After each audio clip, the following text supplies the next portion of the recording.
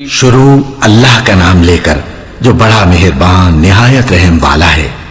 الف لام میم، یہ کتاب یعنی قرآن مجید، اس میں کچھ شک نہیں کہ اللہ کا کلام ہے، پرہیزگاروں کے لیے رہنما ہے جو غیب پر ایمان لاتے اور آداب کے ساتھ نماز پڑھتے اور جو کچھ ہم نے ان کو عطا فرمایا ہے اس میں سے خرچ کرتے ہیں، اور جو کتاب اے پیغمبر تم پر نازل ہوئی اور جو کتابیں تم سے پہلے پیغمبروں پر نازل ہوئیں سب پر ایمان لاتے اور آخرت کا یقین رکھتے ہیں۔ یہی لوگ اپنے پروردگار کی طرف سے آئی ہوئی ہدایت پر ہیں اور یہی لوگ کامیاب ہیں۔ جو لوگ کافر ہیں انہیں تم نصیحت کرو یا نہ کرو ان کے لیے برابر ہے، وہ ایمان نہیں لانے کے۔ اللہ نے ان کے دلوں اور کانوں پر مہر لگا رکھی ہے اور ان کی آنکھوں پر پردہ پڑا ہوا ہے اور ان کے لیے بڑا عذاب تیار ہے۔ اور بعض لوگ ایسے ہیں جو کہتے ہیں کہ ہم اللہ پر اور روز آخر پر ایمان رکھتے ہیں، حالانکہ وہ ایمان نہیں رکھتے۔ یہ اپنے خیال میں اللہ کو اور مومنوں کو دھوکہ دیتے ہیں، مگر حقیقت میں اپنے سوا کسی کو دھوکہ نہیں دیتے اور اس سے بے خبر ہیں۔ ان کے دلوں میں کفر کا مرض تھا، اللہ نے ان کا مرض اور زیادہ کر دیا اور ان کے جھوٹ بولنے کے سبب ان کو دکھ دینے والا عذاب ہوگا۔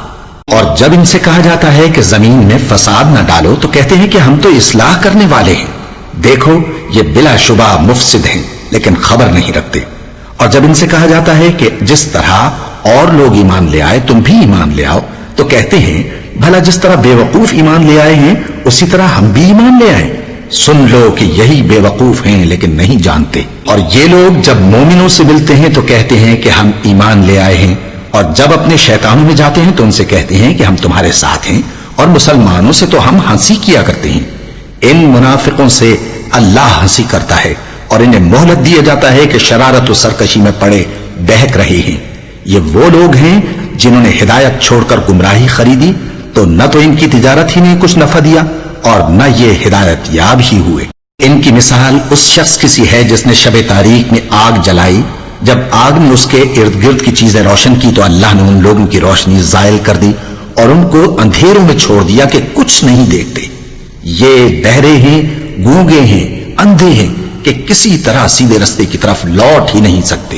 یا ان کی مثال میں کسی ہے کہ آسمان سے برس رہا ہو اور اس میں اندھیرے پر اندھیرا چھا رہا ہو اور بادل گرج رہا ہو اور بجلی کوند رہی ہو تو یہ کڑک سے ڈر کر موت کے خوف سے کانوں میں انگلیاں دے لے۔ اور اللہ کافروں کو ہر طرف سے گھیرے ہوئے ہے، قریب ہے کہ بجلی کی چمک ان کی آنکھوں کی بصارت کو اچک لے جائے۔ جب بجلی چمکتی اور ان پر روشنی ڈالتی ہے تو اس میں چل پڑتے ہیں اور جب اندھیرا ہو جاتا ہے تو کھڑے کے کھڑے رہ جاتی ہیں۔ اور اگر اللہ چاہتا تو ان کے کانوں کی سنوائی اور آنکھوں کی بینائی دونوں کو زائل کر دیتا۔ بلا شبہ اللہ ہر چیز پر قادر ہے۔ لوگوں اپنے پروردگار کی عبادت کرو جس نے تم کو اور تم سے پہلے لوگوں کو پیدا کیا تاکہ تم اس کے عذاب سے بچو، جس نے تمہارے لیے زمین کو بچھونا اور آسمان کو چھت بنایا اور آسمان سے مے برسا کر تمہارے کھانے کے لیے انواع و اقسام کے میوے پیدا کیے، بس کسی کو اللہ کا ہمسر نہ بناؤ اور تم جانتے تو ہو۔ اور اگر تم کو اس کتاب میں جو ہم نے اپنے بندے پر نازل فرمائی ہے کچھ شک ہو تو اسی طرح کی ایک صورت تم بھی بنا لاؤ اور اللہ کے سوا جو تمہارے مددگار ہوں ان کو بھی بلا لو اگر تم سچے ہو۔ پھر اگر ایسا نہ کر سکو اور ہرگز نہیں کر سکو گے تو اس آگ سے ڈرو جس کا ایندھن آدمی اور پتھر ہوں گے اور جو کافروں کے لیے تیار کی گئی ہے۔ اور جو لوگ ایمان لائے اور نیک عمل کرتے رہے ان کو خوشخبری سنا دو کہ ان کے لیے نعمت کے باغ ہیں جن کے نیچے نہریں بہ رہی ہیں۔ جب انہیں ان میں سے کسی قسم کا میوہ کھانے کو دیا جائے گا تو کہیں گے یہ تو وہی ہے جو ہم کو پہلے دیا گیا تھا، اور ان کو ایک دوسرے کے ہم شکل میوے دیے جائیں گے اور وہاں ان کے لیے پاک بیویاں ہوں گی اور وہ بہشتوں میں ہمیشہ رہیں گے۔ اللہ اس بات سے آر نہیں کرتا کہ مچھر یا اس سے بڑھ کر کسی چیز مثلا مکھی مکڑی وغیرہ کی مثال بیان فرمائے۔ اب جو مومن ہیں وہ یقین کرتے ہیں کہ وہ ان کے پروردگار کی طرف سے سچ ہے، اور جو کافر ہیں وہ کہتے ہیں کہ اس مثال سے اللہ کی مراد ہی کیا ہے۔ اس سے اللہ بہتوں کو گمراہ کرتا ہے اور بہتوں کو ہدایت بخشتا ہے، اور گمراہ بھی کرتا ہے تو نافرمانوں ہی کو۔